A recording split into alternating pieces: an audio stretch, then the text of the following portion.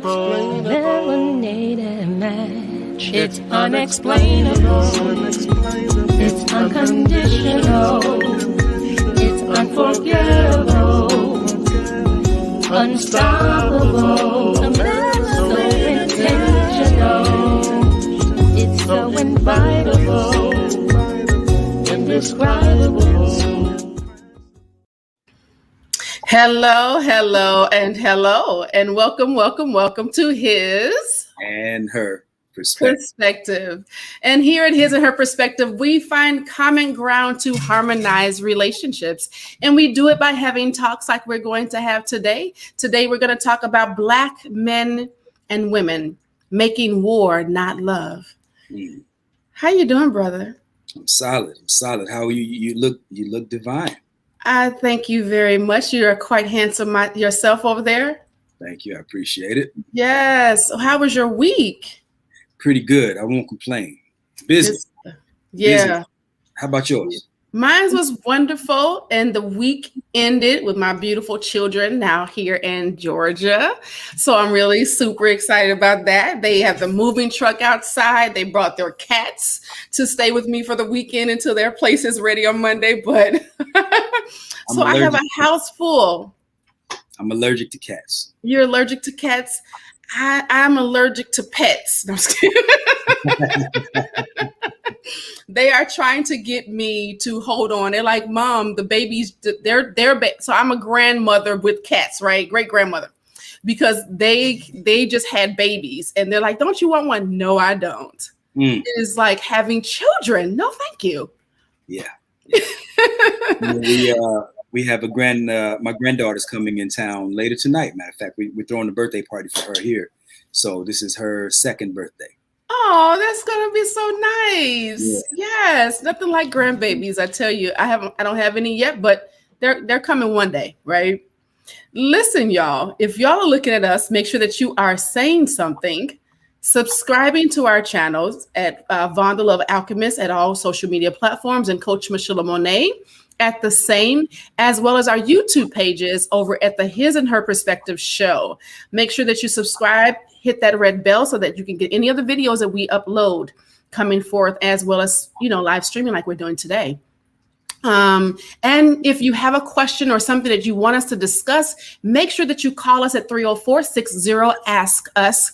That's 304-60-ASK-US, and leave a message for us, and we will discuss what you'd like us to talk about.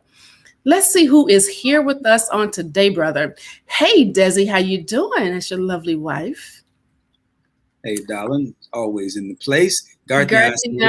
Hey, yep. Thank you so much. I am Afrocentric today. He said he loves the introduction. The introduction is amazing, so we appreciate that, brother. Thank you so much. Hello. Hey, Shalon. Hey, Cheryl. That's your mom, right? My lovely mama, y'all. I love it. Hey, Stefan, that's my son. Got Valerie over there from Grand Rapids, Michigan. Yardley over there. Oh, now you gonna smile for the camera. Why do you think I don't smile? If I got my serious look, I'm trying to model up.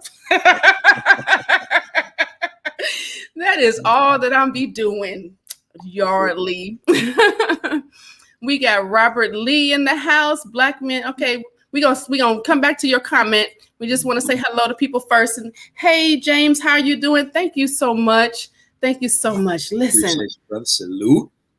So before we get into, we'll come back, Robert, to your comment in a moment. We got a couple of things we want to do before we get into our topic on today, but make sure that you're sharing this to your pages. Don't forget to share, because why? We know that there's somebody on your page that could listen to this and learn from this and be, engaged with us as well. And we can only reach as many people as you help us reach. So please make sure that you're sharing it to your page. Listen, let's talk about the couple of the week. We're going to talk about my son. Hey, now. This is great, right? My son and his wife. Let me share my screen really quickly. Okay, here we go. Our couple of the week is Stefan and Tygia Harris. These are my beautiful children. My son, he will be 30 years old this coming August, and my beautiful daughter-in-law, they have been married for 3 years. They'll be married 4 years next January. They just turned 3 years, January the 8th. So I'm really super excited about them. They inspire me.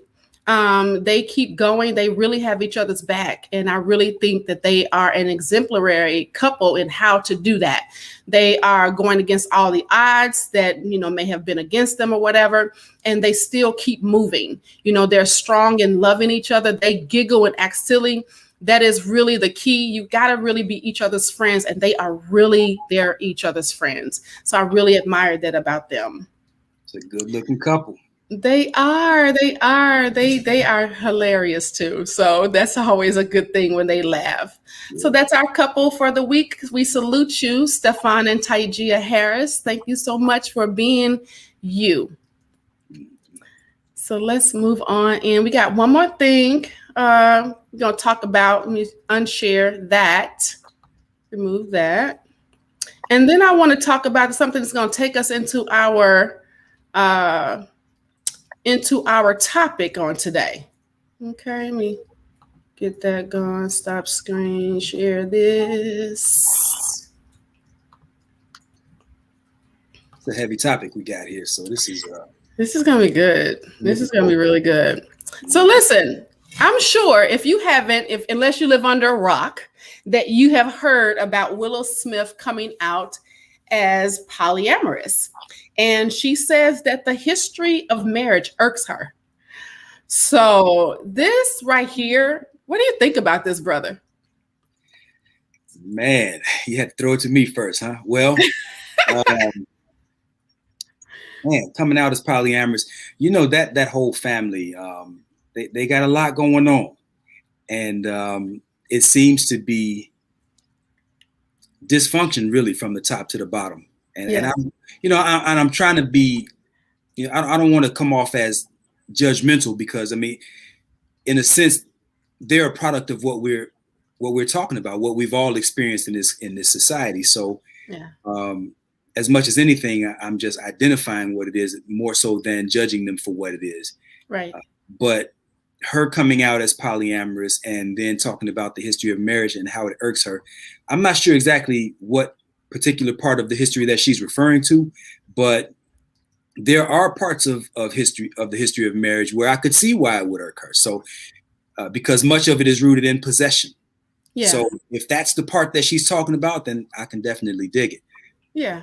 But the way that she's going now, and even the panel that they had on, you could just see that there was a lot of confusion, and not just confusion, but there was a lot of pain in the faces of the people that were on that panel. So it's a mess. I just summarize saying that. Yeah. Even she was so busy trying to prove her point that she kept going, like it was like she needed some validation. And when you have to seek for that much validation in the choices that you've made as far as your romantic couples, you're not secure, your romantic life, you're not secure in who you are. And when you're not secure in who you are, it doesn't matter if you're polyamorous. It doesn't matter if you're heterosexual, if you're transsexual, if you're gay, it doesn't matter. You're still that person. And you're still the person that you're going to be in any of those relationships. And it's all really rooted in insecurity. And like you said, dysfunction. So it's really something that, that whole, like you said, the panel with the young lady who decided that she was only going to be dealing with the white guy, where she says, I know no one can take me from him or him from me. But then he, in the middle of the whole program, decided that, I'm opening myself up to more people this summer. And she looks like, she, from that point on, she's sunk in that seat. So it's all rooted in insecurity and not knowing who you are and the purpose of what things are. So it's crazy. What do y'all think about that? Let us know, people, what you all think in regards to this whole thing. And we'll read some of the comments coming up, but let's move on into today's topic. Enough of that. Let me touch on something else before we close that out. Okay. Yeah. I think what we're experiencing too, as a part of, just to trail that whole series out, when pleasure is your guide, right? See, and so what much of what this polyamory and polygamy and polygyny, much of what that's rooted in is the pursuit of pleasure. That's it. And so, and there's nothing wrong with pleasure. Don't get it twisted. Everybody loves the feeling that we get when sex is done right. Let me put it that way. Right. But sex is good. I say this all the time. Sex is good for the same reason that fruit is sweet. Yeah. To ensure the survival of our species. Yeah. Not just to tickle that itch. That's right? it. Right now, we got a whole lot of people just trying to tickle that itch, scratch that itch, not as concerned about the fruit that nut produces. Right. So anyway, your turn. Back to you, Coach. All not rooted in purpose. But that's what the grandmother kept saying, Gammy. She kept saying, oh, this just equals to sex. Yeah. And if you just want to have sex, just say that. Yep. But that's really all that it's rooted in, so it's crazy. So let's get on back to Robert Lee's comment. He says, Black men and women have been trained over decades that neither one is worth anything, and they shoot good, they should not respect each other. Look at us, make sure that they are saying something subscribing to our channels at 5 bundle of Alchemist and all social media platforms. And is he over at the I think he may be text talking again. Yeah. And so it's coming across what we were saying as he was texting. But yeah, we have been trained to do so. This is my take on this, brother. We don't understand as a people that we are fighting each other over a narrative that we don't have the resources, the power, or the influence to be able to put into place. So why are we fighting each other over something that we didn't create? Yeah. And I think that's kind of what he's talking about with the training us. What are your thoughts? I agree. And I think we'd be remiss if we didn't acknowledge that there's an incessant war that has been waged against the Black family. Mm-hmm. Right. And so much of what we're experiencing and much of what we are witnessing is the result of that war. And what we find is that we are often criticizing each other based on the effects of that war, rather than looking at how to overcome what the cause is. Right. So we'll point at Black women for, you chose welfare over having a family. Right. That's the narrative right now. That's one of the narratives that's going on. You chose welfare over the Black man. When in reality, it's a little bit more intricate, a little bit more complicated than she just said, oh, welfare, Black man, give me wealth. It wasn't like that. It wasn't. And you have to remember now that this society created poverty. Yeah. In the sense that, let me say it this way. This is a capitalistic society, and capitalism demands that there be poverty in order for it to thrive. Right. Well, in that thriving, the poverty that has been created, it's going to leave a lot of people out. Well, in leaving those people out, Black men particularly have been isolated. Yes. Right? And so then we say, okay, well, Black man, you can't provide. This society says, well, Black man, you can't provide for your woman. Let me throw your woman a life raft. Yeah. Right? Let me throw her a lifeline. And she says, well, look, I got these kids and I got to eat. What am I doing? First law of nature, self-preservation, right? So she takes the bait. Now, here's the catch. White women were given a similar ultimatum. The difference is white women didn't have to take welfare at the expense of her man. So she's actually able to get welfare and keep her place of residence while having a man on the premises. Whereas the lifeline that was thrown to Black women has strings attached. Yeah. You can have these resources, you can have this apartment and this money, but you can't have no man in the house. Yeah. You see? So again, it's a little bit more to it than just saying, well, she chose welfare over her man. Go ahead. Yeah. And you're absolutely right. I personally, when my son was born in 1981, I experienced that when, because I had been placed I was a high risk pregnancy and I needed to be off of work, and my job was it was a kind of a part-time, full-time thing where I was making some good money, but I didn't have any benefits. So I had to get on public assistance. And I remember this woman coming to my apartment over in Austin area, and she's asking me questions like, so how did you get this TV? Or how did you get this and this and that? And I was like, you know what? Take your little money and get up out my crib. Because I don't want you telling me who I can and cannot have in my apartment when you're not even giving me money to pay for the apartment. You're giving me a little food stamps. Get up out of here with that. Yeah. But again, it's a lot of things that we don't understand about the whole dynamics. First of all, public assistance that is now known as public assistance or SNAP or whatever was really originally created for the white widowed woman. That's how it was created. And then they started around the civil rights movement, decided to bring in the Black woman because they were like, wait, hold on. She got a little influence in her community. Let's bring her on into this situation. Then the feminist movement started to bring her in. And then that's where the whole independent Black woman came from. And all of these things were to keep the vision that they had created, the crack. They came in on a crack. And the crack was, let's take all of the work that our men were making real good money in and take it out of the country, shut them down, then here comes crack. Here comes all of these different things to split and keep the Black family in division consistently. But instead of us looking at the system and going, hey, it's y'all that did this, let's come together, Black men and Black women, and let's fight the system. Let's figure out how, even if you want to use the system to the benefit, to get it right? Because sometimes you got to pull some stuff down in order to get over. And I'm not saying get over on the system. But I really want you all to know that there's ways to make sure that your family is taken care of and still not come against each other. And that's what we keep doing. It's really sad. I wanted to bring up this. I was studying this for the last week because I had saw some stuff and I was like, just doesn't make sense. Over 43% of the public aid assistance recipients are white.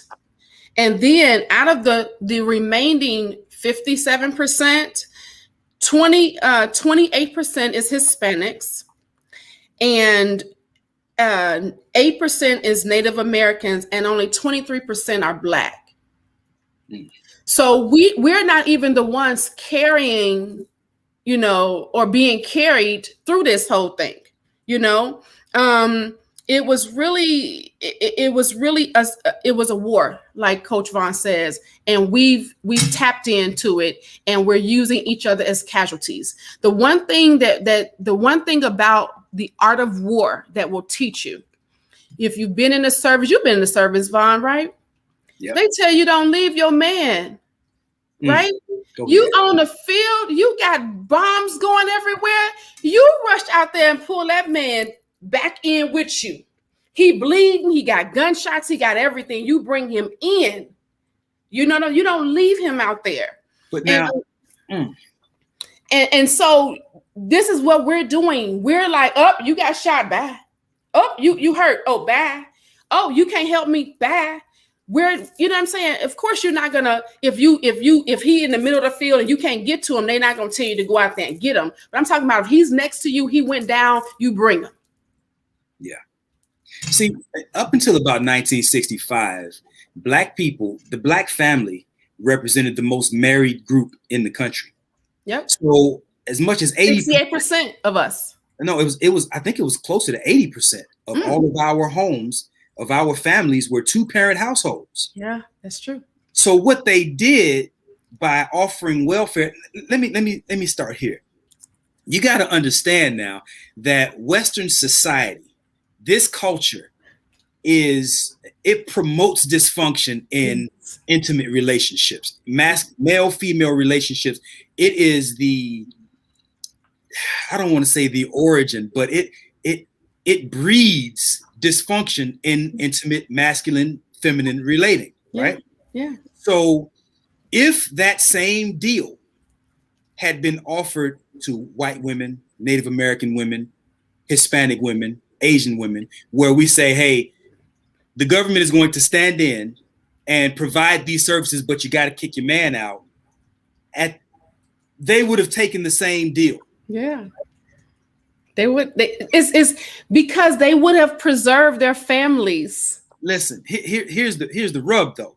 What they did essentially was all of the things that these different groups rely on their man for, the government stepped in and said, you don't need a man, I'll be your man. Yeah. Right. So all of your safety, security, all of the provisions, right? You can call 911. And we'll even give you some Taibo lessons, little karate lessons. So you don't really need no man in the same way that these other groups, quote unquote, rely on their man. So in a sense, the government stepped in and in many regards became the man for Black women or Black families, right? The problem now, of course, is as it comes full circle and we see the effect of that, these other groups have, even though they still have these same tensions, they still have, domestic violence is just as high outside of the Black community, if not higher, than any other community. Because look, Black folk know that our sisters will call the law on us. And I'm not saying that we don't engage in it. We still do. But I'm saying that it's just as high in other demographics as it is with us. Absolutely. But we have our men are quicker to be harmed more at greater risk. And so I think we are less likely, in my mind, to engage in such a thing, such an activity as other groups' men are. How about this?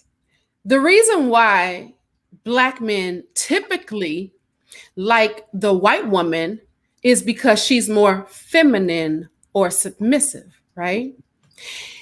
She's been taught to be a housewife. She's been taught that being a housewife was an important job. We've been taught, oh no, you go out and get your education so that you can get the coins and get the bag, and then you can, put your kids into daycare. But the Black men that do date the white women don't want her at home. He wants her working and paying 50%. But he'll take care of the woman who's been taught to do it. We've been taught this. Let me read this. Think of how love typically functions in the world. Communal interaction leads to courtship, courtship to marriage. Marriage is a solidification of the family unit. Marriage establishes rights and obligations between spouses, as well as between them and any children resulting from the matrimony. It is well-known fact that slavery functioned by and large by the separation of enslaved families and refusal to recognize the matrimony of Black couples. In light of this fact, we see Black love was the price the world paid to come into fruition. Wow. To the point that you just made about love, I think most of us don't realize that marriage is as much of a political decision as anything else. Yeah. Right. So, yeah, there are feelings involved. I get it. It feels good to love who you with and be loved by who you with. That's all cool. But that's a byproduct of an effective political strategy. Yes. Not the other way around. Yes. See, we're marrying for feelings without politics being in the forefront of the decision, and it's costing us. And I will go so far as to say that I think we can pretty much confirm that the Black American is the most politically naive group in the country. And it's what's being reflected. I mean, that's being reflected in what you see in our divorce rate. You have 1 in 4 Black women can expect to be married in their lifetime. 1 in 4. So what is that? 25%. The next lowest demographic is white women at about 52 to 54%. Yep. So they're marrying at twice the rate, even though they're having just as many problems with their men as Black women are. The difference is Black women have been conditioned to see the government as their man. That's that. And we're fighting each other instead of going, wait. This is against us. Hey, black woman, hey, black man, let's work this thing out together. Let's stand strong together because, again, we work well in unification. This may, I'm about to say something that might hurt some folk and I might lose some people. Okay. This don't have nothing to do with my brother unless he want to agree with me. You ain't gonna lose me. All on me. You okay? ain't gonna lose me. Segregation was the worst thing that could have ever happened to the black community. No, integration. I mean, desegregation, I meant to say. There you go. Desegregation was the worst thing that could have happened to us. We were thriving. And don't get me wrong, I'm not saying hate white people because that's not who I am. What I'm saying is it benefited us. We got Little Italy. We got the Chinatown. We got every place but Black Village. We got the ghetto, and the ghetto has a negative connotation on it. It is nothing but poverty. It is where they dumped all the drugs at so that our people can be on crack cocaine and then start stealing and attacking and killing each other. But you go into try going in when during the pandemic when things were happening and some stuff was happening over at Little Italy and what's the other joint, the Hispanic spot over in Chicago that you couldn't. They had people lining up. You come up in there when the riots were happening, when they were rioting. Yeah. You come up in there and see if you don't leave dead. Yeah. You go in Chinatown at the wrong time. Yeah. See if you don't have some issues. Go in Little Italy and see if you go. My cousin was attacked in Little Italy at the wrong time of night. Okay, so you can't do our neighborhoods. They just come on in and do whatever they want to. And see now this emphasizes. Let me write this down because I don't want to lose this thought. Hold on. Now look, what you're talking about, what we experienced in that dynamic about all of the violence that was taking place during the pandemic. Yeah. You had even dysfunction be damned, right? They had men in their communities, and you could not. Men from other groups, people from other groups. There were Hispanics in Chicago that were standing guard, and they were not allowing people from outside of their community to come in and raid their stores and hurt their stores. And even, I think they were even controlling who they allowed to shop at their stores. Yes. Because they were preserving what was good for them. Yes. We didn't have that same thing, right? Now, this is the byproduct of, again, everything in the context of war. We can't just blame the Black woman for her decision. We have to look at what influenced the decision. Yeah. Right? Check this out. I went to high school at Argo High School, 63rd Street in Harlem, 63rd in Harlem. That's the dividing line between Argo and Chicago. Right. Now watch this. We had this little hamburger stand. It's called Nicky's. If anybody from Argo is in here, you know what I'm talking about. Familiar. Mm-hmm. We had this little hamburger stand named Nicky's, and I want to say they were a Greek family or an Italian. Yeah. They were probably Greek. They've been there for a long time. They were there for as long as I can remember, right? Mm-hmm. They set up shop right there in the middle of the hood. And boy, I'm telling you, they were never empty, right? Yeah. There was always somebody in there. They had the best burgers, best fries. We couldn't get enough of them, right? And they were so kind to us, right? We go in there and hey, how you doing? They remember, they start to know you by name. Mm-hmm. Here's the problem with that. Many of these other demographics, these other ethnic groups, when they come over here as immigrants, or maybe even if they're over here, when they want to set up shop and they want to get their business off the ground, all they got to do is put a business in the hood. Like they right? Because we're going to fund that. That means we're going to fund their lifestyle. We're going to put their children through college. We're going to fund them.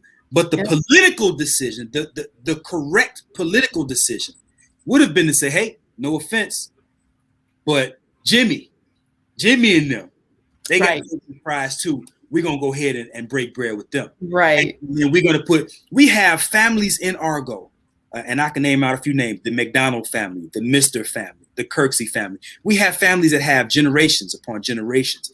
Those are the families that it would have been politically wise to set up a damn hamburger stand right next door to theirs if we wanted to. Yeah. And we should have flocked to them. Yep. Nikki should have went out of business 40, 50 years ago, or however long it was. But instead, again, that political naivete. And again, that's a symptom. Yeah. The political naivete is a symptom. Yeah. Or the effect, I should say. The cause, though, is the incessant war that has been launched on the Black family, so that when we arrive at this point where we happily stand in line to eat at Nikki's day after day, that's the effect. Yeah. Here we are. Yeah. And then we don't understand why. And so when we have the Black women getting educated, getting her 6-figure income, driving her Mercedes-Benz and BMWs, buying her first home by herself that's 3,000 square feet. And then now she wants to say, oh, now it's time for me to get married. And she wants somebody comparable, right? But there's struggles that Black man had in getting to where she is, because he is seeing more struggle than she is in the industries that she needs, because he's not able to get the education, if he hasn't been incarcerated, if he hasn't had situations where he had to go and work a little McDonald's job to make sure that his mother's family, because he grew up with a single mama, right? So he had to go and work. As a matter of fact, I had a student. When I was doing photography, I was a school photographer for CPS. And this wonderful, handsome young man, because we had been there for weeks. We were doing so many of the photos. We had contract with them. This young man walked up. He was like, Miss Mickey, can I show you something? And I said, sure, come on over. He showed me his report card, straight A's. I said, oh my God. He said, shh, don't do that. I said, why? He was like, don't tell people that you can't do that. You know how I get beat up in here? And I said, are you serious? He was like, yeah. I said, oh my God, well, what college you going to? I'm like, oh, this be over here. What college you going to? He's like, I'm not going to college, Miss Mickey. I said, what do you mean, sir? He says, yeah, my mom, she kind of down on that crack. And I got 4 sisters and brothers that's under me. I work in White Castles. I'm going to keep doing that until I can get us out. These are the things that our young Black men are going through. So then now you're raising them up to be Black men, and they're struggling because they don't have the education, because there's certain things that had to happen. You know what, Miss Mickey? I had another one in the same school. He's selling drugs. And he was like, my desire is I need to run all these streets. Because he didn't have anybody saying, hey, brother, you can get this master's degree. Hey, brother, let me go ahead and throw you some money, so that you can get this master's degree. We got folk that make the money, leave the area and forget it, instead of coming back and throwing a few tens of thousands of dollars to these young brothers who are not getting these scholarships. Yeah. Because we feel like, oh, nah, he don't want it. How do you know? Have you tried? Right. Again, waging a war. Let's go into some of these comments. Yeah, we got a bunch of them. We sure do. So we got Robert Lee, who says the blueprint that she grew up under was toxic, is a dysfunction. She saw her parents, her grandmother deal with infidelity, healthy relationships and marriages. This is where this is coming from. All of it. Yep. All of it. We don't have the examples to be shown, and it creates the dynamic that trickles down. You want to read some? Where we go? Oh, shoot. I done lost them. Hold on. Dang, it's a lot of them. Yeah. Sorry, y'all. Okay. Dang. Okay. Yarley made a point. When I was talking about what would happen when the Hispanics were defending their neighborhood, and he was saying that if we defended our neighborhood like all other racial groups did, the police department and governmental forces would destroy us like they did in Tulsa, Oklahoma, Rosewood, Philadelphia, the MOVE organization. So again, this is part of that war. So we got to understand, man, that it's not just, again, we're focusing on the effects, not understanding the cause. Yeah. Right? Yeah. But the greatest defense that we have against all of that is understanding how important we are within the context of relating to each other. Mm-hmm. Right? This is the reason we're doing this show. This is the reason that Coach Michela and myself coach couples on how to maintain and even establish a healthy, harmonious, holistic balance in their relationship. Yes. Because that is our single greatest defense. And most of us, we just don't get that. And so we keep looking at, well, she did this, and well, he did that. And we're focusing on each other being the problem rather than the problem being the problem. You're absolutely right. And see, the thing is that even in the, like, I had a comment, I had posted something on somebody's comment and they talked about, well, it's not enough men. It is. If we keep walking around looking in scarcity, we're going to keep getting scarcity. You just have to know exactly what you're looking for. You have to know where to look, and you have to also know what you need to do within yourself in order to get there. Because there's so much of us going back and forth. We pointing fingers, like you said, at each other. You know, you wrong. No, you hurt. No, you hurt. No, you broken. No, you broken. No, I got issues. You got issues. All this back and forth. How about, you know what? We all broken. How do we figure this thing out? How do we come together in purpose, and then get the benefit of everything else? Yep. You get some help. You find Coach Michelamonè. You find Coach Vaun. You find them together when we are putting up these classes, and instead of people ignoring them, you know, bring us to your clan, bring us to your people. Talk. If you want things to happen, you gotta do something. So many times we got people who are talking about, all these men ain't nothing. All these women, all they want is money. But then how do you fix that? Or are you just gonna keep talking? Yep, one relationship at a time. That's it. It starts with you. Stop worrying about everybody else and get yourself look. Part of the problem too is that we have big eyes. Our appetite is bigger than our belly. Yep. I mean, our eyes are bigger than our stomach, right? Yep. So you have very average people who want above average circumstances, mm-hmm. right? You have ordinary people looking for extraordinary come-ups. Yeah, and it doesn't work like that. So if you know you're an average guy who makes, I don't know, maybe 70 grand a year. That's not even average. Hell, the average guy, especially a black man, the average black man makes about 45 grand, right? So chances of you going up here and getting one of these Instagram models and then expecting that she's going to genuinely invest in you, chances are not very high, right? Yeah. So I think what we have to begin training ourselves to understand is that the average among us, especially if, and I'm talking about just the physical, the superfluous, right, surface level stuff. You don't have to have a dime piece as far as the looks go. You know, it's fool's gold, man. It's fool's gold, and we're chasing the wrong thing rather than we're chasing our appetite. We're chasing sweets over substance. And how about this? Let's talk about this whole attraction thing for a moment, right? Yeah. We have been shown what's beautiful. We've been told what was beautiful, right? Mm-hmm. You got the black woman who, when she walks outside with her natural hair and she's faceless, she got her little studs in her ear, she going to the store. You got folks saying, the agent saying, you need to go to the store in your 5-inch heels, make sure that you got your hair did and all these things. When we're like, well, dang, just let me be naturally me, right? But then it's like, well, you know what? Did you wake up like that? Oh, okay. So now she goes and she's like, okay, so how do I compete with what's on IG, the Instagram models? Let me go and do what I see the Instagram models. Why? Because it's 100,000 likes on this picture right here. All the brothers going, dang, you know, look at her, she hot. But then when she's sitting there going and do the same thing because she's trying to accommodate, and it's looked at, oh, she don't know who she is, or she insecure. No, she's trying to accommodate, right?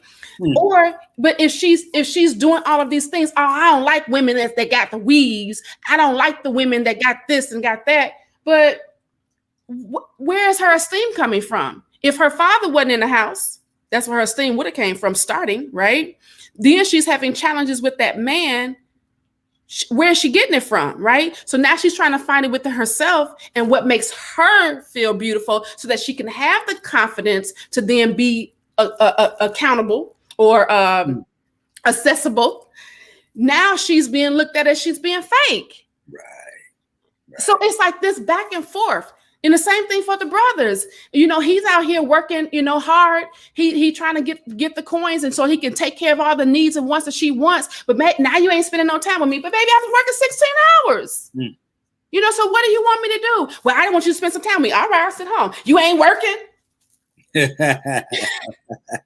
you see the conundrums that we keep battling each other about, instead of saying, you know what, in this day and age, it's going to take two incomes. Yeah.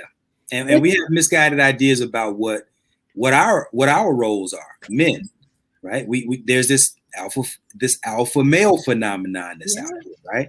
And so many of us think that if I make more money, for instance, one idea that's being promoted right now is, well, men are naturally not monogamous. Okay, you can make that argument if you want to. Yeah.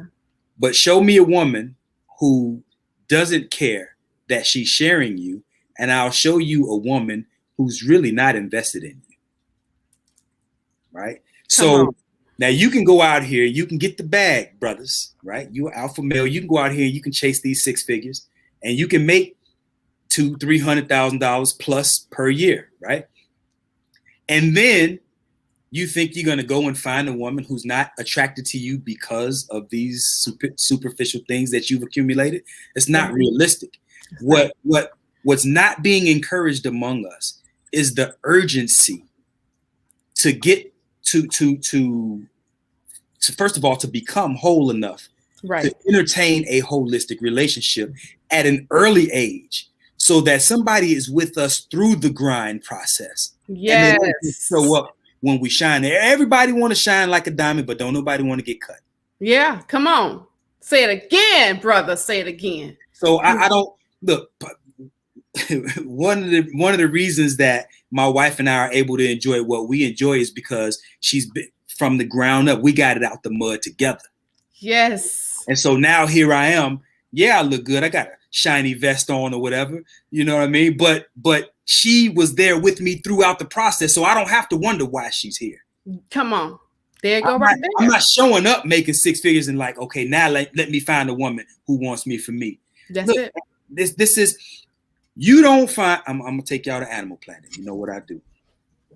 You don't find a male of any kingdom who is concerned about looking good, having the bag, accumulating all of these things, and less concerned about what he's going to do for the future generation. In other words, every time you see a male lion, right? If he doesn't already have a female pride, he's on the hunt for one until he finds one. Yes. His primary objective in life is to find complementarity with a lioness. Yes. Right? Everybody wants to be a lion until it's time to do lion shit, is what I'm saying. Yeah. Right? Absolutely. Yep. And that's the thing. Male, you are not an alpha male and I don't even subscribe to that term, alpha male, right? But you cannot be an alpha male if you are not doing what alpha males do, and that is finding alignment with your feminine complement. Is what your purpose.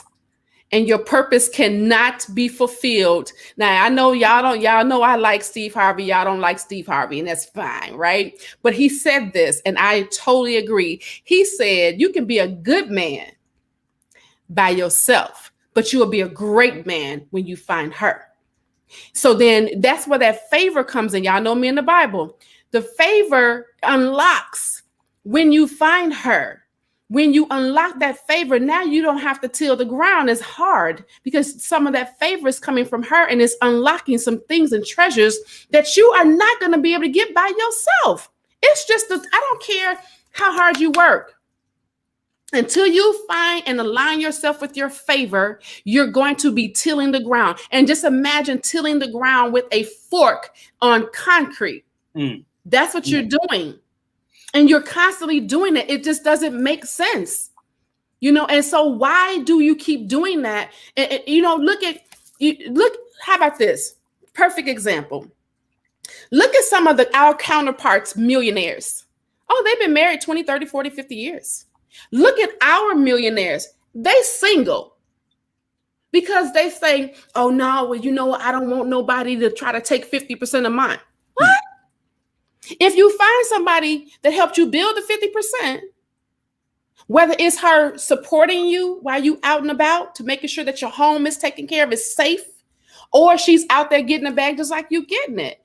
But whatever it is, you're coming together, like Brother Vaun says, and getting your complementariness going on. Until you get there, you're going to keep struggling. Why keep struggling at 50, 40, 50, 45, 60 years old sometimes trying to get the bag, when if you just hook up with the person that can help you get the bag, you get that faster. And look, what all men love beautiful women. We love beautiful women. There's nothing, I don't think there's anything wrong with that. But oftentimes what gets lost in the pursuit of the beautiful woman is that we're too often pursuing her for the external beauty rather than what she can actually contribute, right? What she's bringing to the table. Well, what is this bringing to the table phenomenon that we're talking about? I don't need my wife for how much money she brings to the table. I can take care of that part. And I know that everybody ain't doing that, right? It's different. The average man makes 45 grand. So maybe you do need your woman for that part. But what I'm saying is, more than anything else, I need her. Look, man, damn it, I just told you I'm a lion on the prowl, right? What I need her for more than anything else is how she's going to cultivate my seed and then protect it from the bruising that society has waiting for it. Yes. What kind of mother is she going to be? What kind of wife is she going to be as I continue to go out here? Is she going to fight me for the big piece of chicken because she's just as entitled? Or is she going to make sure that my belly is full enough, even if she got to get half of the, maybe I get the breast and she even has to get just the thigh because she got to make sure that I got enough in my belly and a strong enough charge on the battery that she put in my back so I can go out here and get it once again, right? So there's a reason why daddy gets the big piece of chicken. It ain't just a political, just because he's the man or just because he has a penis. The reason that the male lion eats first, listen to me, family, female lions do the hunting. Yes. And then the male lion comes in and he eats first. Yes. You understand that? It ain't just because he has a penis. It ain't just because he's a male. It's because he has to make sure that he has what it takes in order to defend the fort, right? Yes. So that means there's always another male lion on the prowl looking to take what he's got, right? So the female says, hey, you know what? You the man. I know we killed this little scrawny deer, but you eat first. Even if that means that we barely have enough just to have enough energy for the next kill, right? Yeah. So you go ahead and get the lion's share. That's where that comes from, so that you can go out and defend yet again as we go out and try to make another kill. Y'all understand what I'm saying? Come on now. Come on. This is real basic when you start thinking, damn it, turn on Animal Planet and you get the same gems of life that I'm sharing with y'all is what I'm saying. If they can see, brother, if they can see. And that's our issue. We don't see what's really happening in front of our eyes. I mean, what is the statement? What's the term? Eyes wide shut. We are walking around with eyes wide shut, and we bumping into things and saying, "Oops, it's your fault." No, take the word alpha simply means first. That's all. That's it.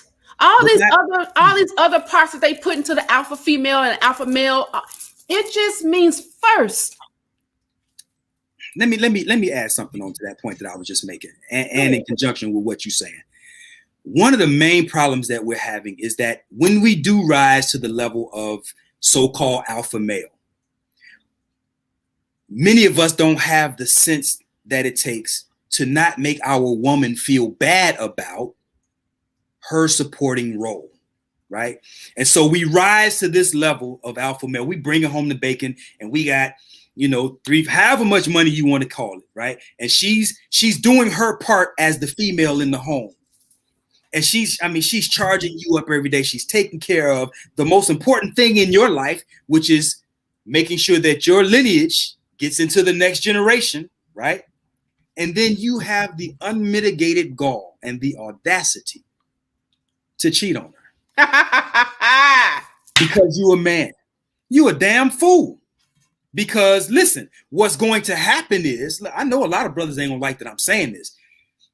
What's going to happen is if you treat her with the type of disregard that says, I'm more important to you because whatever reasons you can emotionally contrive, right? Because that's an emotional decision, not a logical one, Right. right?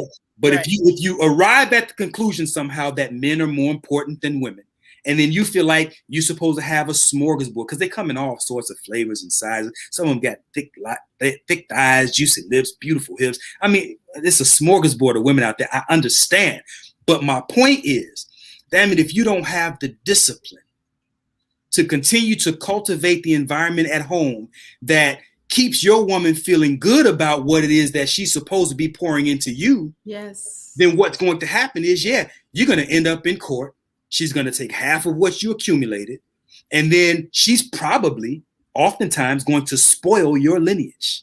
Yes. Because ultimately what you were on the range prowling for in the first damn place. That's the reason we have a high sex drive. It's not just so that we can see how many notches we can put on our bedpost. It's so that we can make sure that we have the energy and the capacity to protect, provide, and defend what it is that we've established, not just so we can get more ladies. Come on, man.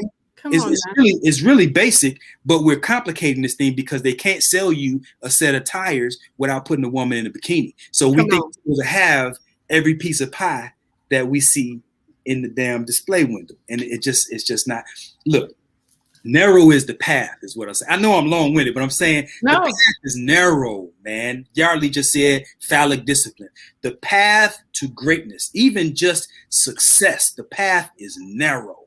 Yes. And the more you find yourself distracted, oh, damn, she fine. Look at the backside on that. You're not focused. You're not focused. And it will knock you off your square, and you will lose the very thing that you're here to establish, is what I'm saying. One of the keys in war, which is why we have not been taught the art of war.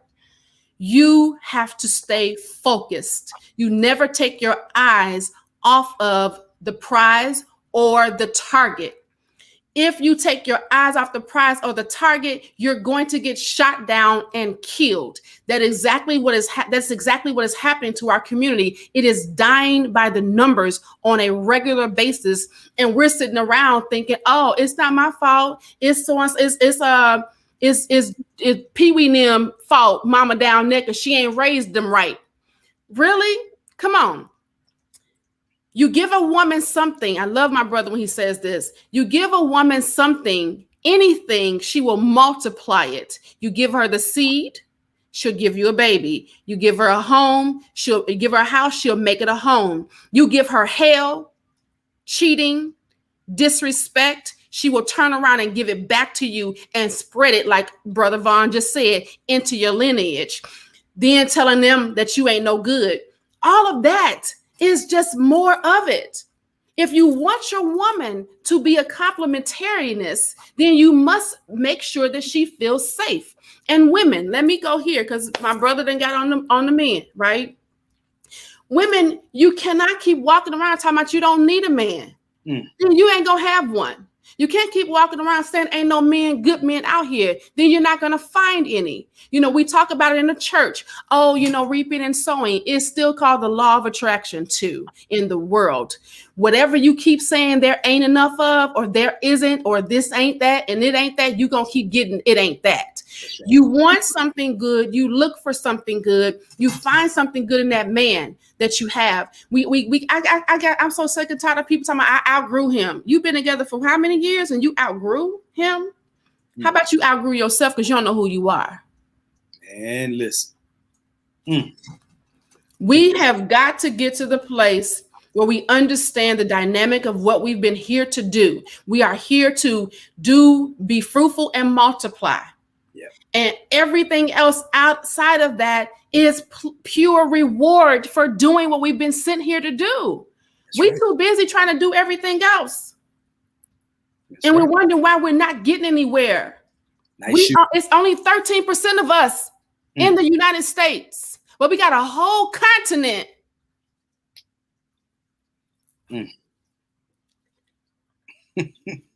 We are a $2 trillion industry, Black folk. Right. Look at how the game is played. They so cold with the game, family. Look, we are a $2 trillion commodity, the Black community, the Black American community. If you took our resources, that would make us, I think they say, like the 13th largest country on the planet, right? The 13th largest country on the planet. That's just black folk in America, right? But the way they flip it is they say, oh, the black community has, what do they call it? Some buying power. Yes. Right? That's the term that they use, buying power. They're encouraging you to relinquish your power. Spending power is what they call it. There is no power in spending. The power is in, it ain't what you cop, it's what you keep. Right? That's a street code right there. It ain't what you cop, it's what you keep. Right. So what can you do when you accumulate that? Can you take it? Can you flip it? Can you manifest it and make it grow? Can you make it bigger than what it was? Not just look at I got this shiny belt buckle. I got a Benz in the driveway. I got all these things that make me look good, but at the same time, they not making me show up to the game actually being good. So when it comes time for me to get buried, my family is on GoFundMe trying to raise $5,000, $10,000 so they can put me in the ground. Yeah. Right? And this is, I mean, you got a lot of so-called famous people, stars, who are dying penniless. Yes. Right? Because they give them nice, pretty things instead of giving them money. King Mike Tyson. Come on, listen to this. Muhammad Ali. Go ahead. Despite successfully entering the world, called our United States, our affair marked his clear desire for an exit. This is this lady who talked about this guy that she was dating, and his whole purpose was to get the bag. We were neighbors, and he would often stop by after work to lament the weight that accompanied the emotional labor of playing the game, as Brother Vaun just talked about. The game was taking its toll on him, functioning as a token of diversity, subduing evident frustration as to not look angry, searching aimlessly in vain for a familiar voice, a handshake, some affirmation of belonging. She asked him, why did he do it? Why sacrifice so much of yourself for so little in playing the game and getting the coins, right? He said his response at first was vanity. That was her assumption. He told me he had been bred to be a success, poured into by the women in his family with private schooling and extra attention in hopes of escaping the life of imprisonment and violence to which the other men in his family had fallen victim. I knew, of course, that this was a cop-out. The real reason was ignorance. Like so many Black men in his position, it was not a choice, but an ultimatum. He saw no other avenues. He believed the only way out was the way in. He would say yes to the world as many times as it was required, even if it meant saying no to himself or his lineage. And though he could recognize this was just another kind of imprisonment, at least he could choose his own chains. Wow. So if you don't think that you're still enslaved when you're walking around focused on getting the bag instead of creating legacy, creating more people in your family, and then we ridicule the people who've decided to live in their legacy and have more children, right? That has been frowned upon. You have, oh my God, what do you mean you have 5, 6, 7 children? That is, oh my God, that's terrible. No, baby, I'm building my legacy. We've been told not to do that. But then you go to Utah, go to Wyoming, see if you don't see 15, 20 kids on farm. Hey, we ain't slaves. We ain't slaves. We just like the whips and chains. Hey, Denise, how you doing there? He says, we got a whole continent of Black people that we don't want to acknowledge or afraid to visit because we've been told it is bad over there. Don't go there. Don't go there. Mm-hmm. And look, we don't appreciate the housewife. No. There's tremendous value in the stay-at-home mom and the stay-at-home wife. Like, but it's work though, right? You can't just stay at home and you on Facebook or Candy Crush or whatever the TikTok, all that. It's work to be a stay-at-home wife and to be a stay-at-home mother. But one of the primary things that I think that we should really be doing is refocusing on what it means to homeschool our children. Come through. There should be maybe some co-ops going on or whatever, but that's been a problem for a long time. So just getting back to the topic on this show, Denise Dentley said it's a whole job. Yeah, that's fact. Making love, not war. Malcolm X said it best. Only a fool would let his enemy educate his children. Yes. Now, I'm not calling you no names. What I'm saying is what I'm saying. We are sending our children to what amounts to the killing fields. And they're learning all of these destructive behaviors. And so much so that by the time you send them out there, because you got to get back to work, right? Because you're chasing that bag, that's priority one. Right. So you had that baby. Y'all got to get back out there and protect the fact that you just bought that Benz and you just spent more for that house than you can afford. And so baby in daycare at 1 year old, 6 months in daycare. So by the time 3 months, because you got to go back to work after your 90 days. Got to come right back. So by the time that child turns 15, 16, 18, you don't even recognize the product that you built because it's not made in your home. That product is made in America. And we know that whatever's made in America really isn't for the benefit of the Black family.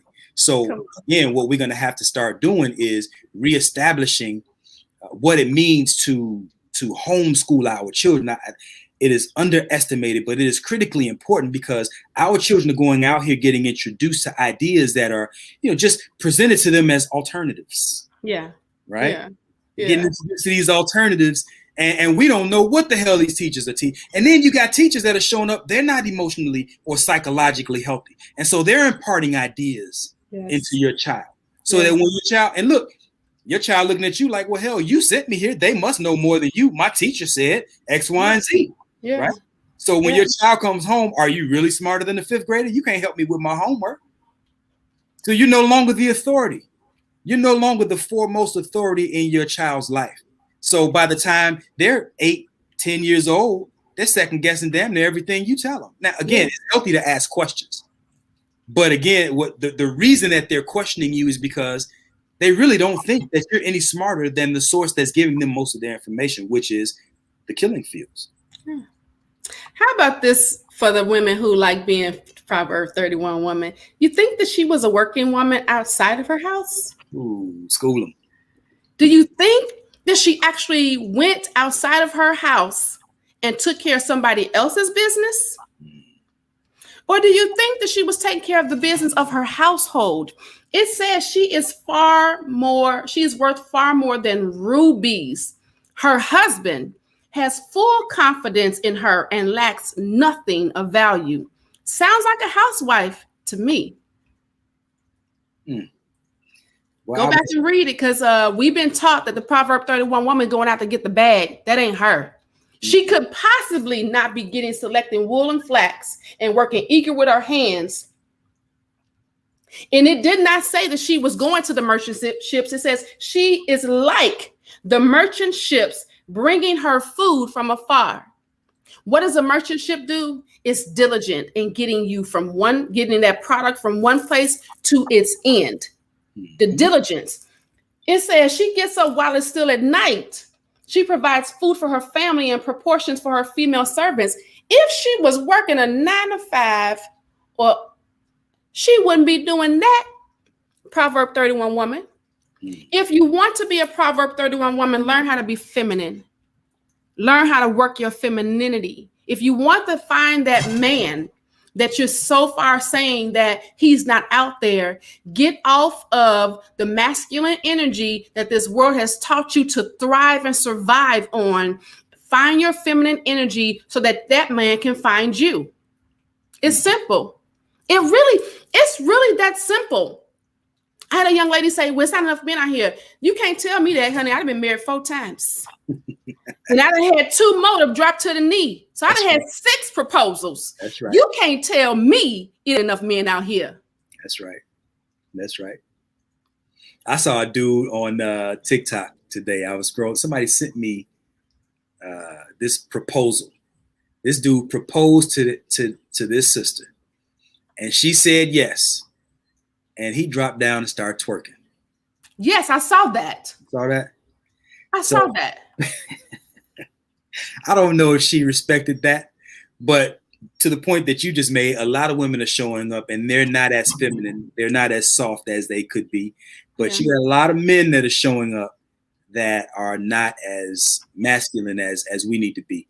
And I'm telling you, if I had known 30 years ago the things that I know now, I would have my wife would have never worked outside the home. Again, I know that everybody's not necessarily capable of doing that, but I'm just saying, had I known then the importance, but we don't have anybody passing this information down to us, stressing to us the significance and the importance of these things. And so many of us are learning these things first generation. I'm learning things now in my mid and late 40s that, damn, I'm like, okay, I got to hurry up and teach this to my son and my daughters, and even me and my son-in-law. We sit around and we chop it up and exchange some really good, healthy ideas, because look, he's raising my grandchildren.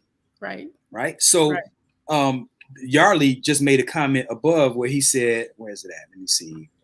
You should be able to click it. Yeah. He said, we do not prepare our sons to be husbands or our daughters to be wives. Listen, family, this is paramount.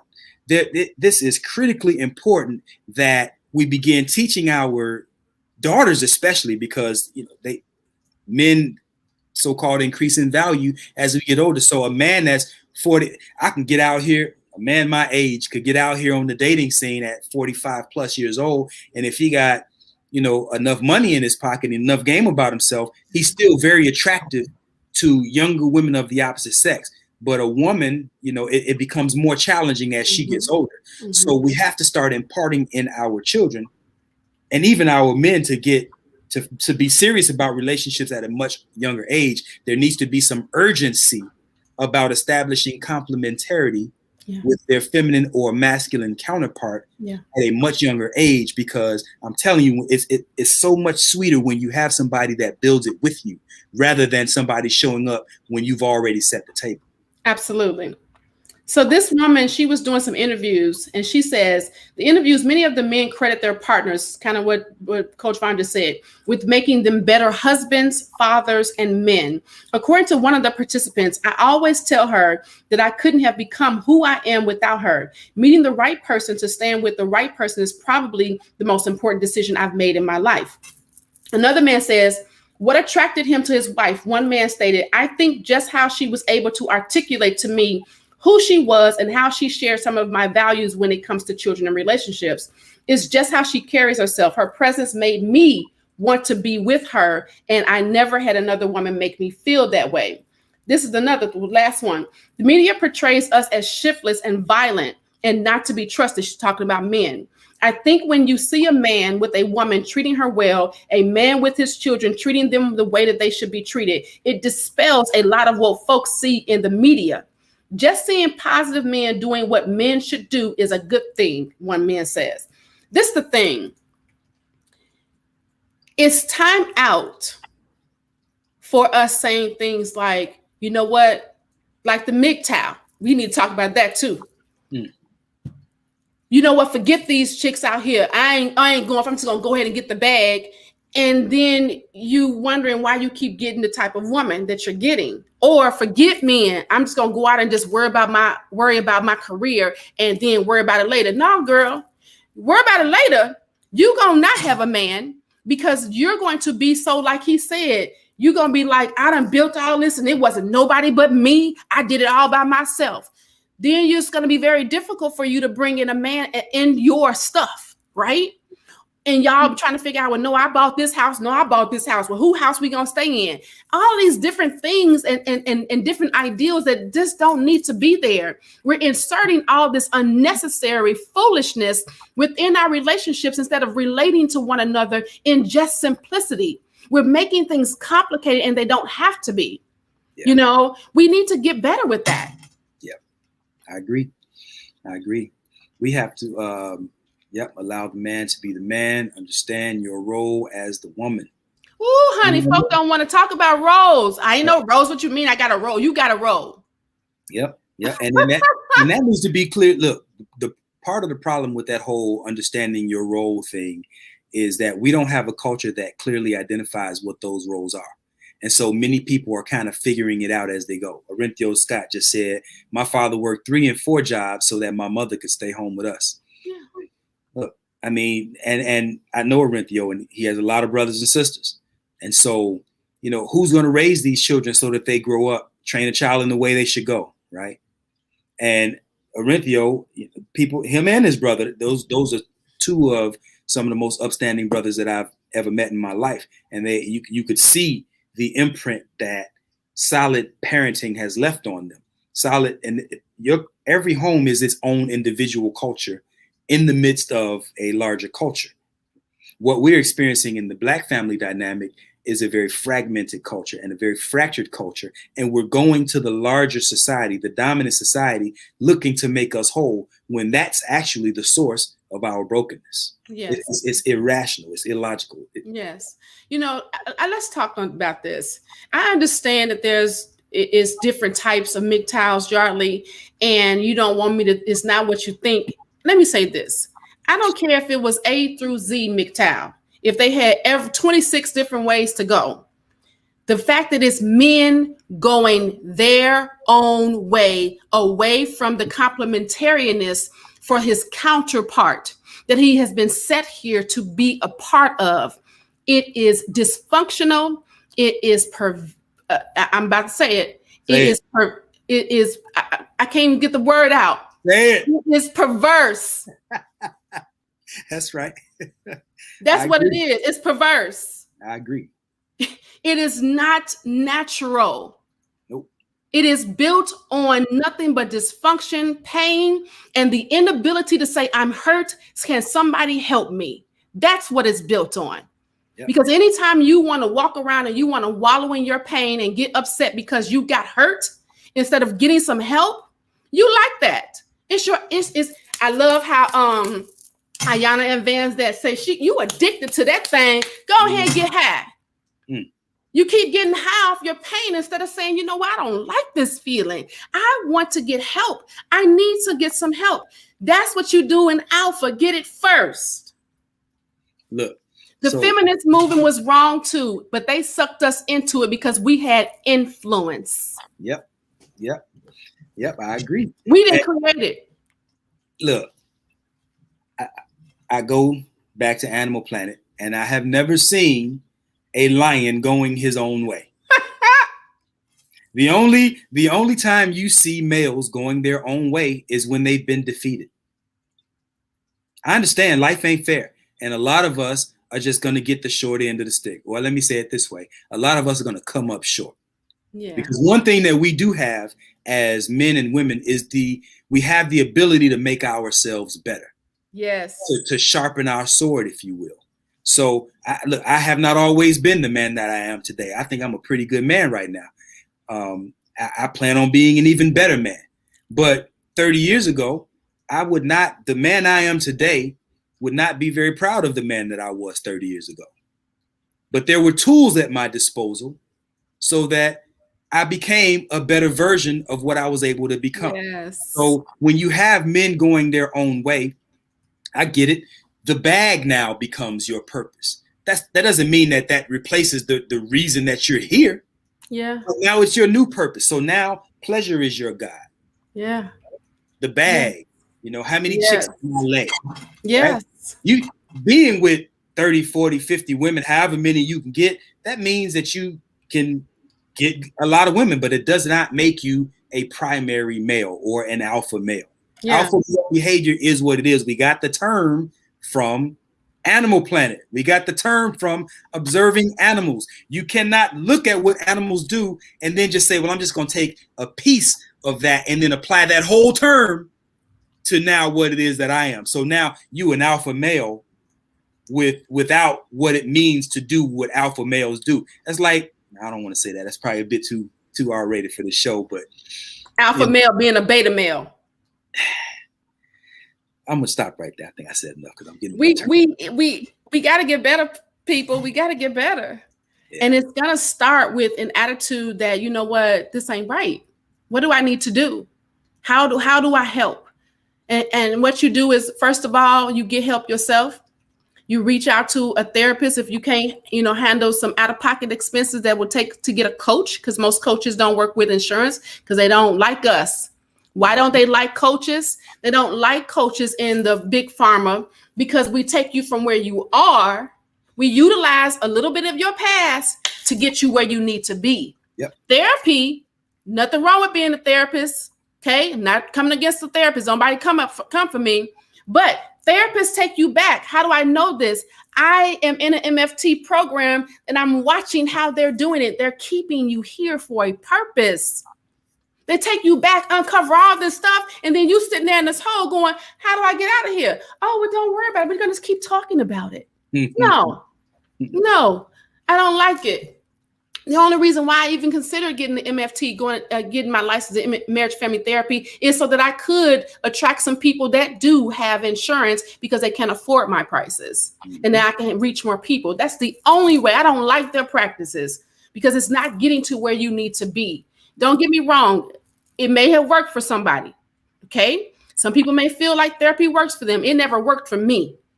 It wasn't until I met a coach that stayed on my butt, didn't tell me what I thought that I needed to hear, didn't worry about rattling my feathers, and because I can't rattle her feathers because she's not going to pay me anymore. No, rattle my feathers and get me straight so that I can go on and move forward. Because if I'm not learning something that I could teach somebody else, then I ain't learning. That's right. Would you equate the industry or the practice of therapy, that profession, would you equate that to the pharmaceutical industry? Absolutely. So let me paint a picture for the family just so that I'm clear on what I'm saying. So the pharmaceutical industry, they develop drugs, chemicals to help you live with the problem, rather than a solution to help you overcome the problem. Right. So if I have high blood pressure or heart disease, they develop statin drugs. I don't remember all the names of them, but they develop these drugs to help you live with heart disease so that it doesn't kill you. Not gonna get rid of it. We're just gonna help you live with it. So you can live with that disease, that problem, for the next 30, 40, 50 years. And they get all that money as long as you're alive. Yeah. But then you come to somebody like me and Coach Michela as a coach, and we say, we don't want to help you live with the problem. We want to eradicate the problem. Yeah. So you don't have it for the next 30, 40 years. We're looking at the next 3 to 6, maybe 9 months of saying, hey, we want this problem in your rearview mirror so that you can reflect on it and use it as part of your guiding force, your GPS, as you move forward in your path. Absolutely. We're not here we don't want you to be our client for life. We want you to get better 6 months, max 12, if you got some real deep stuff, right? So that you can go and tell your friends, man, Coach Vaun and Coach Michelamonè, they got me right. You go to them. That's what we want. Yeah. Most of my clients are one-offs, and I'm okay with that. I don't want a continual client for the rest of my life or their life. I want them to take the tools that I've taught them. Now, we going from things like I have one client, we started with her, then we started with her marriage. Now we own her becoming a coach. Yeah. That's what I want. If you want to stay with me, now let me teach you how to do what I taught you how to do. And she said that. She said, Coach Michelamonè, I want to be a coach just like you because you helped me in my marriage so much. I want to do exactly what you're doing. Now that's where I can keep you going. Yeah. I had a brother reach out to me. He said, man, I have amassed tons of money. I don't want to give too much information, but he said, I have amassed tons of money helping other married couples, but my marriage is in trouble. See? So I need a coach. Not only have I been coaching people, but I'm a marriage coach who is looking to you for coaching. So here I am, a coach helping a coach with his marriage. And I'm saying, look, I applaud the man for recognizing what he needs. I mean, it's, you know how hard that is and how humbling that must be to, first of all, be in a position where you have the answers. You've been helping hundreds and hundreds of people. Yes. And now the problem shows up to your front door. Yes. And you have to humble yourself to say, you know what, I might need a little bit of help. Maybe I'm too close to the forest that I can't see the forest for the trees. Yeah. You can't see the picture when you're in the frame. So sometimes you got to have somebody who's looking at it from an aerial view to say, you know what, I see what you're going through. It's not as difficult as you might think. Let's do X, Y, and Z and see how that works. And this is what I appreciate about working with you, because we get to establish these types of things. Let me tell you something too, man. Family, we got to start getting our children younger. 16 is really too late. I mean, just to be candid, my first sexual experience was when I was 12 years old. Yeah, most young men are like me. So we got to start talking to these children, getting these children into the program of what it means to be a healthy, relating adolescent, and then ultimately an adult. And I think that might be something we might have to put together, a program. We actually have it. We have it. We just tailor it to younger people, but we got to start getting these children involved, man, at younger ages, 16, 18, or whatever it is. But if y'all know some children that need help, don't hesitate to send them, because by the time I was 18, I had one child and one on the way. Yeah. How about this? If you know somebody with a teenager, okay, if it's your teenager, you got a nephew, a niece that's a teenager, somebody reach out to those schools and say, hey, we got some people that can come out and teach them how to be complementary, how to master their emotions, how to get them in a position to be adults, young adults. You know, even if you get with their teacher, you know, and you say, well, can we bring him into your classroom? They doing it on Zoom. We can go anywhere. We across the world. We got clients in other countries personally and together. So we got the people, we got the resources. We just need to get in front of the people. And it takes people like you all who sit here with us for 90 minutes every Sunday, listening to us talk, engaging with us, sharing all of these things that helps us to get out to more people, because we have a work to do, people. And we've spent 20 plus years, 50 years together between the two of us. We have 50 years of experience in coaching and mentoring and training and developing young adults and adults in our lives. This ain't something that we just doing just because we ain't got nothing else to do. Yeah. Okay. This is something that we do because 1, we're equipped, 2, we're passionate, and 3, we know that it works. You know, and as Coach Vaun said, you can be well equipped, but coaches need coaches. It's not good for man to be alone. It's not just for intimate relationships. It is for us being able to come to one another and saying, hey, are you my brother's keeper? Yes, I am. Are you your sister's keeper? Yes, I am. Mm-hmm. Is it going to be free? I ain't going to tell you that it's going to be free all the time. Right? Because, you know, this is what we do. This is how we make our bread. Yeah. You know, but we gotta be able to get in front of more people, and we're asking you all to help us to do that. If you really believe in what we're doing enough that you can sit on here for 93 minutes with us, okay, then please share. Talk to some people that you know. If you're talking to somebody and you hear them say, man, my son or my daughter is having some challenges, or, you know, my friend is having challenges in her relationship, or, you know what, I don't know how to find a good girl, or I don't know how to find a good guy. Reach out to us. We definitely do. We coach together. If you like him more than me, you think he more handsome than I'm cute, whatever. We don't care. We want you to get the help. Yeah. That's it. Yeah. Even though I'm cuter than him. These are facts. I don't have to. I think women and puppies are cute. Not the puppies. Listen, y'all. Go ahead. We're going to let me say this, man. Just to the brothers, I think that there's a lot of experts, so-called, and the manosphere is blowing up. You got all these guys out here, you got YouTube personalities, and they're blowing up. And the growing theme, the idea that's being pushed is somehow that men don't need women as much as women need men.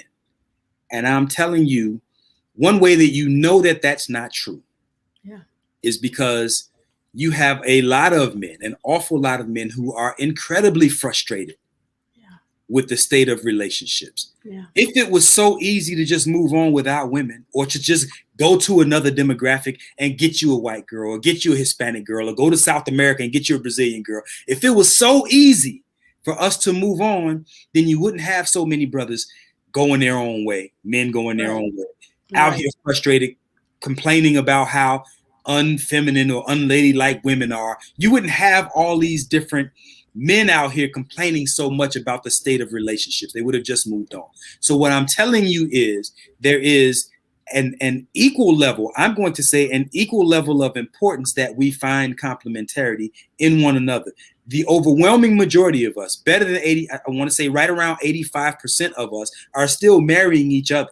Partly because, hell, you competing with the other groups for their own men and women. Yeah. And you're not going to outdo them, not in mass. There are going to be some exceptions, but not in mass. Yeah. And if you're a millionaire, you can find if you're a ball player or a brother who's balling and you're a millionaire, hell yeah, you can find a woman outside of your demographic to cooperate with you. You want that bread, right? And we don't hold them to the same standard necessarily. You know, when we look at sisters, oh, she a gold digger, but we're Tiger Woods, a waitress. You know, you got a $500 million empire and you'll marry a waitress or a housekeeper or whatever the hell she was. And we don't hold her to that same standard. Meanwhile, a few years later, she done took half your bag. So I'm saying your answer, going back to the love and war, your answer is with each other. Each other. Black man, black woman, your answer is with each other. Now, you can like it or you can lump it. I really don't care how you feel about it. But with the exception of a few, he said she was the nanny, my man. Yeah. How about this? This is the thing. Your answer is with each other. Go ahead, sis. This is the thing. Anytime you don't have white cultures having books created, having people stand up and say, you know what? You can't find a white man. Go get you a black man. But you have black men writing books, and I'm not even going to talk about him, who he is, who is saying things like, you know what? He has a black woman. But you know what, black women? If you can't find a good black man, go get you a white man. When you have that type of focused advertisement to come out of your natural inclination to find your complementariness in your own race, you have to understand why. Nobody puts up advertisement, have all these major campaigns towards it if there isn't something in it. That's right. How the saints say the devil wouldn't be attacking you if he didn't know what real purpose you really had. You have to see what the whole point in that soul situation is. It is because they understand if we were to unify wholeheartedly and do it right, we would rule a whole lot of stuff that they don't want us to do. You know, ain't that something? I mean, I love that you just said that. You don't see, I haven't seen, maybe y'all have seen. I have not seen the ongoing campaign of, hey, Hispanic woman, you should get you a white man. Hey, Asian woman, you should get you a white man. Or Asian man, you should get you a white girl. Like, there is an ongoing campaign, advertisement that says to us that your natural God-given counterpart ain't good enough. Yes. As a woman, you need something other than a black man. Yes. Black man, you need something other than a black woman. Look at her hair. She ain't natural, right? Look at him. He only make 45 grand. White man make 55 grand on average. There's always, look, it's advertisement, and they don't spend money on damn Cheerios commercial. You know what I mean? They're always showing you, look at the interracial couple. And I'm not knocking, you know, you did what you did, whatever. But I'm saying there is a consistent and continuous advertising, marketing campaign to keep you in the mindset that your natural God-given mate ain't good enough. Your mama ain't good enough. Your daddy ain't good enough. Yeah. And I'm saying that the answer to that is to ignore that. And you know what that equals? Self-hate. You have now turned, when you've decided that, you know what, no, the black man ain't good enough. The black woman ain't good enough. And you know, you have people grown, you pay your own bills, you do what you want to do. But when you get to the place where you feel like they ain't good enough, oh no, I'm sick of them, you are now self-hating because that's who you are. You were created black. It ain't something you could change overnight. You can't just overnight. You can't change it all. You can't just wake up in the morning, I'm just gonna be white. Hey, quiet as it's kept. There are many black people who marry outside of their race because they can't get far enough away from blackness for their liking. Right. So to your point, there is a lot of self-hate in that. And so I need look how dark I am. I need a caramel colored baby. I want a baby with wavy hair and light eyes. I don't want no baby that's, look, I'm too black as it is. We've heard that many times. You got black people who won't go outside before 5 p.m. because the sun is too high, and in their mind they can't afford to get no darker. Yes. Right. Yes. And again, these the art of war. Right. These are the strategies that have been the brown paper bag test. We've had fraternities that wouldn't let you in if you were darker than a brown paper bag. There has been an incessant assault against dark skin. And it's not just in America. This thing is global. Yeah. You can go to Asia and you can find this. You can go to Europe, you can find this. And even in Africa, the motherland, one of the number one products that is skin bleaching cream. Yes. Yeah. Right? Come on, man. Yeah, it is purposely done, and we're falling prey to it. Look at Derek Jackson's wife. She got 3 babies, or 2 or 3 babies with him. She said that when they had got to the point, because he was dating light-skinned women, she had got to the place where she used to look at her dark-skinned baby girls and hate them because they were so dark. She wrote that in her own Instagram. You don't believe me? Go look at it. Wow. I ain't trying to blow up her Instagram page, but she did. Right? These things are done on purpose. Why? If you're not asking yourself why. Do you understand that the gem that you just dropped? I know you understand, but the gem you just dropped just ties back into what I have been saying. This man is out there on the prowl. He's got, multiple women outside of his marriage, right? Yes. Again, I just told you, I watch Animal Planet, and the primary reason that you are here is to be fruitful and multiply, right? As a male, as an alpha male, a primary male, your primary concern is the protection of your seed. Yes. His behavior has his wife so concerned that she's actually destroying the seed that he put in her for harvest. What kind of farmer tills the land and then goes out there and throws acid on his own crops? Exactly. Come on. Agent. But you got folk like him who got millions and millions of followers, even still, who is spreading this, and they're allowing it. Yeah. And I'm gonna tell you something. Things like this, like we have some nice views and some things that we do, but you have to wonder why certain things can't get pushed. That's right. You have to wonder why because I know I was back. Y'all may, if y'all have been following me enough, y'all see me ranting and raving all last year. Like, why I can't get they shut me out of making ads. Why? Just little old me with the ponytails. Why? Because you're teaching health. You're teaching healthy, holistic balance in relationships. And that's not profitable for the industry. Yeah, it's not. Me and Coach Vaun just had a major company act a fool with us because we were not going to coach same-sex couples. A major player in the wedding game. Yep. And we were like, bye, we don't want to deal with you. We made that choice to back out of the contract. Before I sell out, I gets the hell out. Bye.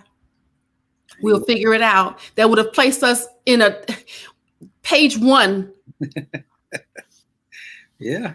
But we're not for selling out. We're for making sure that we have healthy, viable relationships so that we can continue our legacies in what we do. And that's what's more important to us than us selling out for the bag. We've been on here for a long time, but this was good. Let's close them out, Coach. Yeah. So listen, if y'all watched us this long, that meant that we kept you interested. Something on here that you heard. Make sure that you are following us at the Vaun the Love Alchemist page on all social media platforms. Coach Michelamonè on all social media platforms, and definitely please go over to our YouTube page. We're really trying to get to the place because Facebook is about to start. For one, they stopped the lives. They stopped the watch parties, and starting in June, we will have to pay for lives. Y'all don't know that. If you don't have a business page and you haven't been trying to go live, you will be starting to get charged for going live on your business page. Okay, so we're trying to get more people over to our YouTube page so that we can now do more things over there without having to be censored as we are here. Okay. So please go over to our YouTube page, subscribe, share to your page, ask your friends to subscribe. If we can do that, we can see more people over there when they start acting a real fool with us Yeah. starting in June. Okay. Make sure that you we have a master class that we've been putting together. Not much, honestly, not much people, not it's not appealing to people because it's not what they want to hear. But if you don't understand that we are teaching truth and facts, and we're going to get you to the place that you need to be if you want to find complementariness, get with us at harmony at hisandherperspective.com. Email us. Please no spam into that email address because I will report you. But email us if you want us to come into your group. If you have a group on Facebook and you want us to be a part, coming in and do some lives. Oh, we're going to be on a new media platform that we'll be pushing out to. We've joined a contract with a media company. So we starting next week, Mother's Day, will be our first show with this new media company that will be putting us in front of more thousands of people. So please keep up with what we're doing. We're doing some great things over here. We are working behind the scenes trying to get more things of what we're doing out. Go ahead, brother. Yeah, I'll just close this with this one last thought. It breaks my heart that so many people come to me at the end of their relationship. Yeah.